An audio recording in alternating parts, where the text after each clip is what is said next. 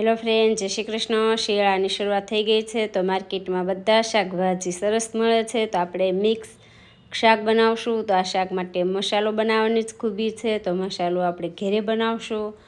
તો તેના માટે મેં બાદિયો, લવિંગ, તજ, લાલ મરચાં, તમાલપત્ર લીધા છે। તો હવે આપણે પેનમાં બાદિયો એડ કરશું, લાલ મરચાંના ટુકડા કરીને એડ કરીએ, 2 થી 3 તમાલપત્ર, 1 તજ, 10 થી 12 મેં લવિંગ લીધા છે, અડધી વાટકી સિંગદાણા, 2 ચમચી આખા ધાણા, 1 ચમચી આખું જીરું। તો ગેસની ફ્લેમ મીડિયમ રાખીને આપણે આ બધા જ મસાલા શેકી લઈએ। તો 2 મિનિટ જેવું થઈ ગયું છે। એક ડીશમાં પાથરી અને પોળા કરી લઈએ એટલે ઠંડા થઈ જાય। 2 થી 3 વાર ઉપયોગમાં લેવાય એટલો આ મસાલો બનીને તૈયાર થશે। તમે વધારે બનાવીને સ્ટોર પણ કરી શકો। તો નીચે તમાલપત્ર મરચાં એડ કરીને ઉપર સિંગદાણાને એવું એડ કરશું અને મસાલો તૈયાર કરી લઈએ। તો આ રીતનો આપણે મસાલો તૈયાર કર્યો છે। હવે શાકભાજીનો વઘાર કરશું। તો બધા જ મિક્સ મેં શાકભાજી લીધા છે। એમાં દૂધી, બટેટું, ફ્લાવર, ફણસી, વાલોર, રીંગણ કાળું થઈ જાય એટલે મેં છેલ્લે રાખ્યું છે। તો આ શાક આપણે કુકરમાં જ બનાવશું। તો અડધી વાટકી જેટલું મેં તેલ લીધું છે। તેલનું પ્રમાણ થોડુંક વધારે રાખવાનું।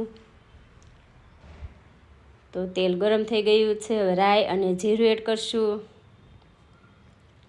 ટામેટું એડ કરીએ। પહેલાં ટામેટું એડ કરવાથી શાકનો કલર પણ સરસ આવે અને શાક ઘટ પણ થશે। તો બધા જ આપણે શાકભાજી એડ કરશું। તમારે આગળ જે શાક હોય તે શાક બધા જ લઈને શાકભાજી આ બનાવશો તો પણ શાક એકદમ મસ્ત બનશે। વટાણા એડ કર્યા, બરાબર મિક્સ કરી અને આ શાકને ખુલ્લું જ 3 મિનિટ માટે આપણે ચડવા દેશું। તો હિંગ ને હળદર અને સ્વાદ અનુસાર મીઠું એડ કરીએ, 1 ચમચી ખાંડ।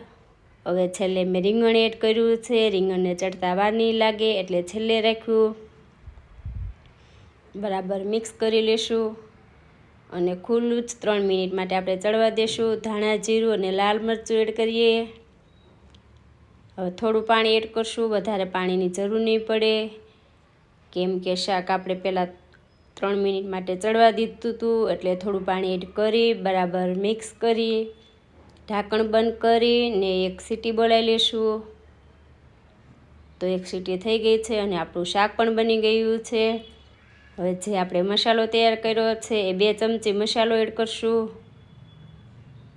તો આપણે બરાબર મિક્સ કરી લેશું। આપણે મસાલો શેકીને બનાવ્યો છે એટલે તમે છેલ્લે નાખશો તો પણ શાકનો સ્વાદ એકદમ મસ્ત આવશે। તો એકદમ ટેસ્ટી એવું આપણું શાક બનીને તૈયાર છે। ચોક્કસ એકવાર આ રીતે જરૂર ટ્રાય કરજો। ખરેખર શાક ખૂબ જ ફાઇન બનશે અને ઘરમાં બધાને ભાવે એવું ટેસ્ટી બનશે। તો કમેન્ટમાં લખીને બતાવજો કે તમારું શાક કેવું બન્યું અને આ મસાલો તમે પછી કોઈ પણ શાકમાં વાપરશો તો પણ તમારું શાક ખૂબ જ સરસ બનશે।